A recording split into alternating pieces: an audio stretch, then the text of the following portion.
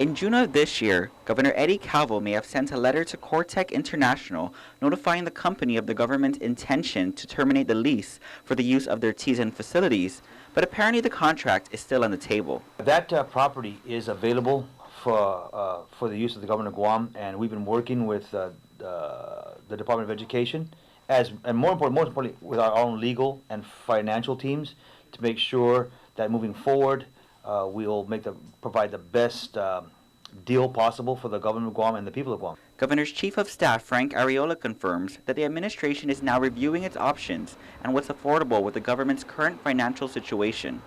Apparently, officials will decide whether to utilize an option to negotiate and purchase the property or terminate the contract altogether. There was some requirement for us to take a look at that, but that facility we've always believed is too valuable to let sit idle.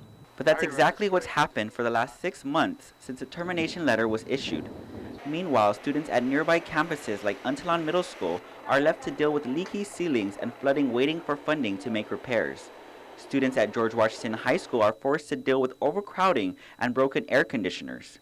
Guam Education Board member Joe San Augustin was a proponent of utilizing the Tiyan facility as an additional campus. We wanted to use it as for overcrowding that was impacting GW, and also in the event that Untalan needed to be vacated so they can repair it. So if the governor's office is able to find money to negotiate and we can use Tiyan again, that'd be great to relieve the overcrowding at GW. While the property could be used to house government officers to eliminate rental costs, the administration is looking to meet the needs of the Department of Education. We're working in conjunction with DOE to see what their needs are, what their requirements are, and to see if we can make that fit with what the facility up in Tiyan is able to provide. But interim DOE Superintendent Taling Taitano tells KUAM she's only heard rumors about the potential use of the facility for DOE, but it's something she and Guam Education Board Chair Francis Santos strongly support.